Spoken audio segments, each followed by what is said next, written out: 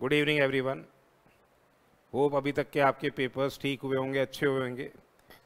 आज हम क्या है जो आपके इनडायरेक्ट टैक्स लॉस है उससे रिलेटेड लास्ट वनडे की जो स्ट्रेटेजी है, किस तरह से अपने को इम्पॉर्टेंट टॉपिक्स पे आपको फोकस करना है, वो अपन यहाँ देखते हैं।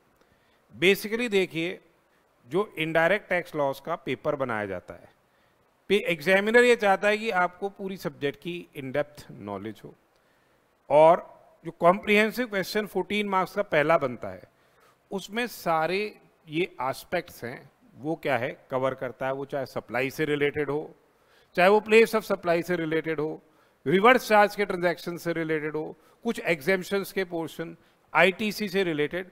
मतलब मोटा मोटा जो फर्स्ट जो आपका क्वेश्चन है वो कॉम्प्रिहेंसिव जो क्वेश्चन बनाया जाता है, वो आप इनपुट टैक्स क्रेडिट तक के जो चैप्टर्स हैं उसका सब कुछ टाइम वाइम सबको लेके वो लोग क्या है बनाते हैं।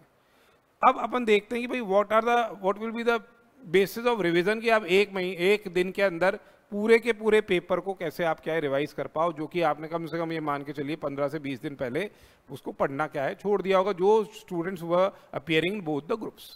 ठीक है, जिन्होंने सेकेंड ग्रुप देना है उनके लिए तो वैसे ही बहुत ही सिंपल सा एस्पेक्ट बन जाता है, क्योंकि उनका पेपर 6 तो जो पहले पढ़ चुके हैं उसी से ही क्या है आपका पेपर 6 सॉल्व होता है। तो पेपर 5 की जो स्ट्रेटेजी है वो अभी अपन देख रहे हैं।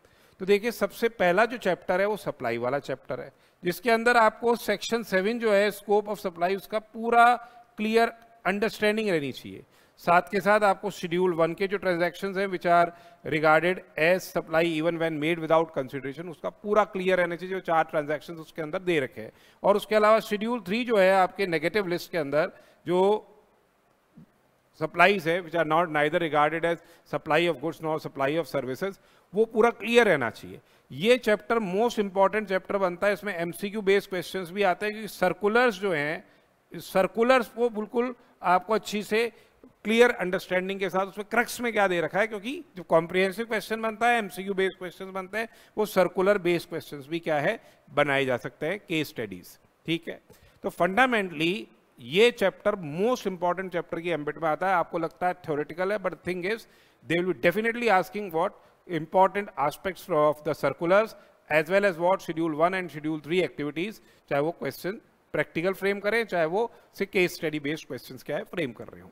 सेकंड जो चैप्टर है चार्ज ऑफ जीएसटी, उसमें आपको जो सेक्शन 9(3) है उसके अंदर रिवर्स चार्ज मैकेनिज्म की पूरी क्लियर अंडरस्टैंडिंग रहनी चाहिए, क्योंकि यहाँ पे एक इंडिपेंडेंट क्वेश्चन भी बनाया जा सकता है और कॉम्प्रिहेंसिव क्वेश्चन का पार्ट भी बन सकता है। ये जो गुड्स हैं, ये जो सर्विसेज हैं which are liable to be tax under reverse charge mechanism, जिसका टैक्स आप इलेक्ट्रॉनिक कैश लेजर के माध्यम से ही क्या है जमा कराएंगे, and then you will be entitled to avail the ITC provided other conditions of input tax credit are satisfied। तो चार्ज ऑफ जीएसटी में आरसीएम अच्छे से ध्यान रखिएगा, और 9(5) की जो सर्विसेज हैं, जहाँ e commerce operator is regarded as a supplier of services and they will be liable to pay GST on the same, ये बहुत इंपॉर्टेंट है। तो 9(3) और 9(5) आपको अच्छे से क्या है ध्यान में रखने वाली बात है। जहाँ तक बात आती है एग्जेम्पशंस की, independently questions can be framed from this particular chapter, जिसके अंदर आपके एजुकेशनल रिलेटेड सर्विसेज बहुत इंपॉर्टेंट है। उसके अलावा गवर्नमेंट रिलेटेड सर्विसेज में मिनिस्ट्री ऑफ जो रेलवेज है, इंडियन रेलवे, उसकी क्लियर अंडरस्टैंडिंग आपके साथ रहनी चाहिए, जहां वो फॉरवर्ड चार्ज मैकेनिज्म के तहत टैक्स देंगे और एग्जेम्पशंस उन केसेस में नहीं मिल रहे हैं और जहां एग्जेम्पशंस मिल रहे हैं, क्योंकि ये इंपॉर्टेंट है कि ये एग्जेम्पशंस में अमेंडमेंट्स आए उनको आप अच्छी से क्या है करके जाएं। ठीक है, तो एग्जेम्पशन वाला चैप्टर बहुत इंपॉर्टेंट बनता है, जिसमें आपके इंपॉर्टेंट एजुकेशन वाली आ गई, हेल्थ सर्विसेज आ गई। हेल्थ सर्विसेज बहुत इंपॉर्टेंट सर्विसेज हैं जिसके रिलेशन में आपको क्लियर अंडरस्टैंडिंग होनी चाहिए। उसके अलावा आपके आर्ट रिलेटेड सर्विसेज से क्वेश्चन आ सकता है, टूर ऑपरेटर सर्विसेज से इंडिपेंडेंट क्वेश्चंस कैन बी से फ्रेम्ड इन दी एग्जाम। तो एग्जेम्पशन वाला चैप्टर इंपॉर्टेंट चैप्टर बनता है। प्लेस ऑफ सप्लाई से रिलेटेड जो इंपॉर्टेंट सर्कुलर जारी किए गए हैं उससे आप ध्यान में रखिएगा कि वो circulars are also very important from examination point of view. Place of supply के जहां कॉम्प्रिहेंसिव क्वेश्चन की बात आती है वहां प्लेस ऑफ सप्लाई का बनता ही बनता है, और इंडिपेंडेंट क्वेश्चन क्या है सर्कुलर बेस भी यहाँ पे बनाए जाते हैं। टाइम ऑफ सप्लाई फंडामेंटली जहां सेक्शन 14 की बात आती है, change in rate of tax, उस पर आपके इंडिपेंडेंट क्वेश्चन छोटा बनाया जा सकता है।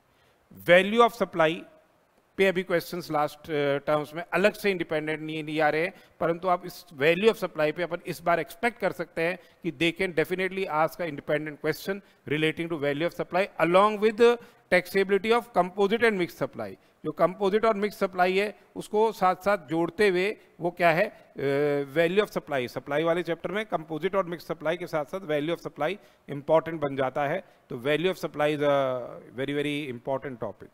जहां तक इनपुट टैक्स क्रेडिट का सवाल है, कंसेप्ट ऑफ ब्लॉक्ड क्रेडिट ये बहुत इंपॉर्टेंट है। ब्लॉक्ड क्रेडिट सेक्शन 17(5) अच्छी से ध्यान में रख के जाइएगा, क्योंकि यहां पे इंडिपेंडेंट क्वेश्चन बनते हैं। जहां तक रूल 42 और rule 43 we can expect a question जो भले से उसका कॉम्प्रिहेंसिव क्वेश्चन में भी बनाया जा सकता है 42 और 43, जिसमें आईटीसी आपको रिवर्सल करने की जो रिक्वायरमेंट है रिलेटिंग टू एग्जेम्प्ट सप्लाई वो आपको अच्छे से समझ में आनी चाहिए। फॉर्मूला बेस्ड जो रिवर्सल है that must be very much clear. ठीक है, तो 42 and 43 are very very important.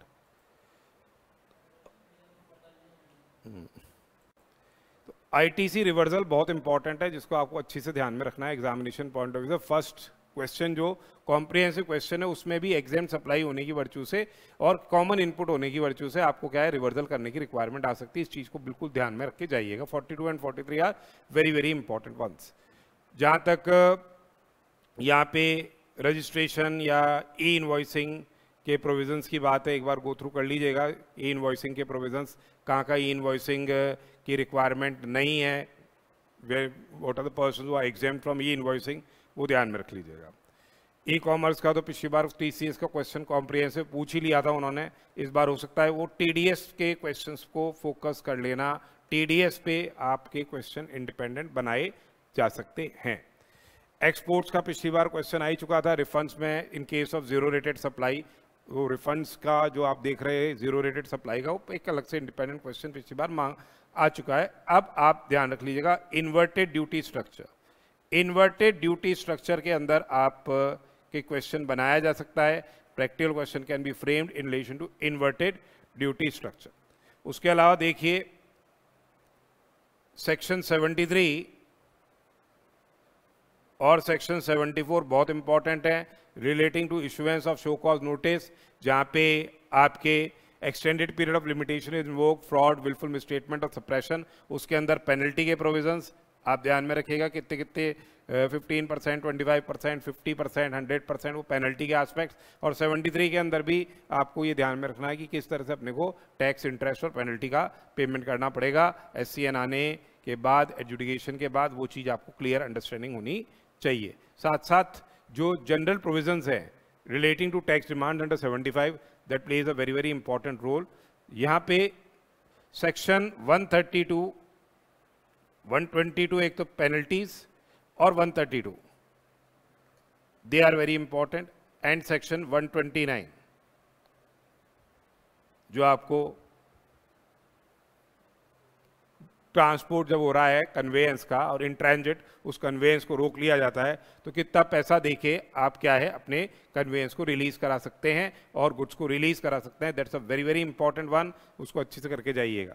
ठीक है, 132 के अंदर ऑफेंसेस और 122 के अंदर जो पेनल्टीज हैं दे आर वेरी इंपॉर्टेंट, ये करके जाइएगा।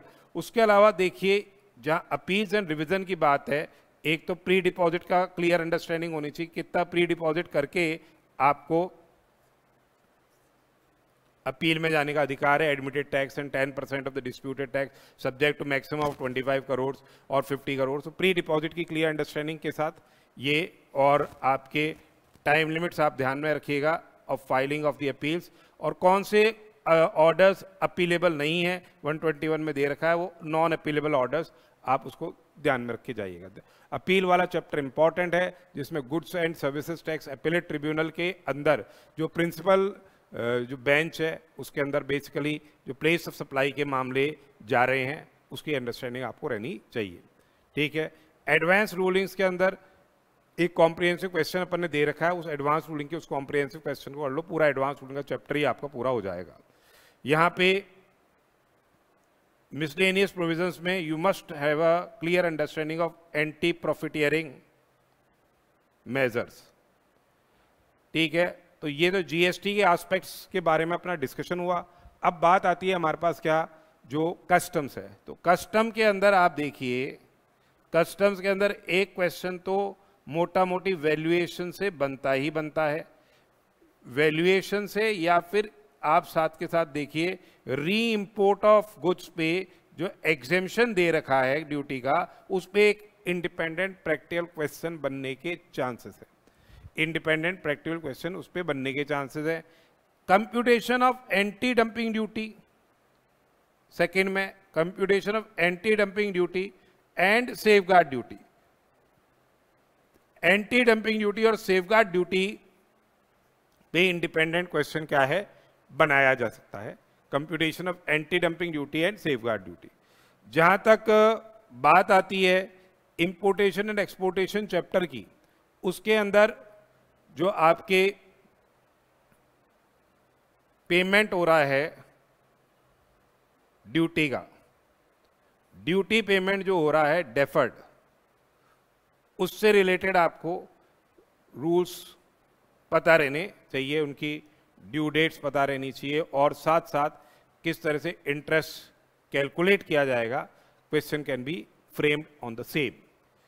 वेयर हाउसिंग प्रोविजंस के अंदर देखिए, एक तो टाइम लिमिट आपको ध्यान में रखनी है, time limit for deposit of goods in warehouse, कितने टाइम तक गुड्स वेयर हाउस के अंदर रह सकते हैं, और डीम्ड रिमूवल के प्रोविजंस आपको पता रहने चाहिए कि अगर आपने एक्सटेंडेड टाइम के अंदर या टाइम लिमिट के अंदर रिमूवल नहीं किया तो डीम्ड रिमूवल हो जाता है, और उस केस के अंदर ड्यूटी लायबिलिटी अराइज होती है। तो उस ड्यूटी लायबिलिटी एंड इंटरेस्ट की कैलकुलेशन दोनों पे प्रैक्टिकल क्वेश्चन अपन ने दे रखे हैं, उन प्रैक्टिकल क्वेश्चन को आप अच्छी से करके जाइएगा।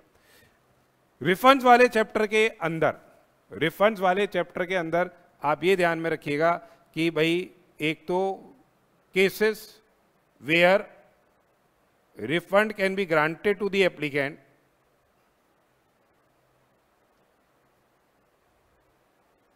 instead of being deposited where in the consumer welfare fund। वो केसेस आपको 27 के अंदर दे रखे हैं, वो आप ध्यान में रख के जाइएगा।